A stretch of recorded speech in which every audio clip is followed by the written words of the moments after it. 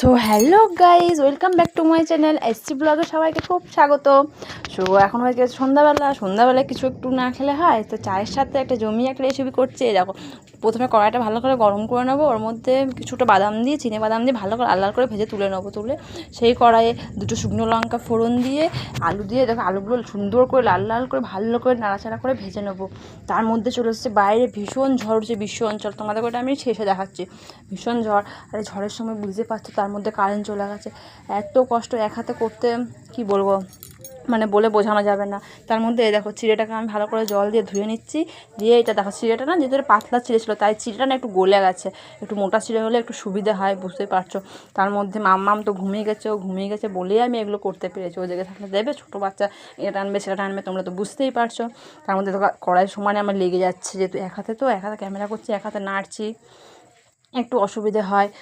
তো এই দেখো, এখন আমি ভালো নাড়াচাড়া করে নিচ্ছি যাতে কড়াই লেগে না যায়, যেহেতু আঁচটা একটু আস্তে করে দিয়েছি, ফ্লেমটা ভালোভাবে একদম নাড়াচাড়া করে নিয়েছি। জাস্ট তোমরা দেখেই বুঝতে পারছি এটা কতটা আমার গলে গেছে। এটা আমি বানাতে চলেছি চিড়ের পোলাও। সো এই দেখো, বাইরে আমাদের কুকুরটা এত জোরে চেঁচিয়েছে, আমি ভয় খেয়ে গেলাম। ও সমানে চেঁচিয়ে উঠে কেউ এলে। এই দেখো, ভালোভাবে নাড়াচাড়া করে নিচ্ছি। নাড়াচাড়া করার শেষ মাথায় নুন সব আগে নুন হলুদ দিয়ে দিয়েছি, তোমরা দেখেই বুঝতে পারছি আগে আমি নুন হলুদ দিয়ে দিয়েছি। সো এবার ভালো করে নাড়াচাড়া করে নিয়েছি, করে ওর মধ্যে এবার আমি বাদাম ভাজাটা দিয়ে দিচ্ছি। বাদাম ভাজাটা দিয়ে ভালো করে একটু নাড়াচাড়া করে নেবো। তাহলে একটুখানি খেতে, জাস্ট বাদাম পড়লে একটু ভালো লাগে না খেতে, জানি অনেকে পোলাওয়ের মধ্যে গাজর ক্যাপসিকাম দেয়, কাজু কিশমিশে ভালো লাগে। আমি জাস্ট সিম্পল নর্মালের মধ্যে নিরামিষের মধ্যেই করেছি। সো এবার চিনিটা, তো এবারে স্বাদ মতো আমি চিনিটা দিয়ে দিলাম। দিয়ে আঁচটা যেহেতু আস্তে করে লো ফ্লেমে আস্তে আস্তে নাড়াচাড়া করে চিনিটা ভালো করে গলিয়ে নিলাম। এবার বাটির মধ্যে নামিয়ে একটু ঠান্ডা হবে, তারপর সবাই খেতে বসে যাব।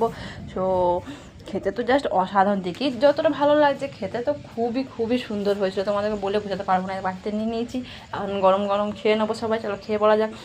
যেহেতু এক হাতে ভিডিওটা করছি, তাই আমি আর আমার মুখটা দেখাতে পারলাম না, কিছু মনে করো না ফ্রেন্ডস। সো তোরা তোমাদেরকে দেখিয়ে দিই বাইরে কত ঝড়। দাও খেতে খেতে এখন আমরা বসে বসে ঝড় দেখছি আর খাচ্ছি। Tata bye. ভিডিওটা যদি ভালো লাগে থাকে লাইক কমেন্ট আর শেয়ার করে দিয়ে সাবস্ক্রাইব করতে ভুলো না যেন। দেখা হচ্ছে তোমাদের সাথে পরের ব্লগে। টাটা।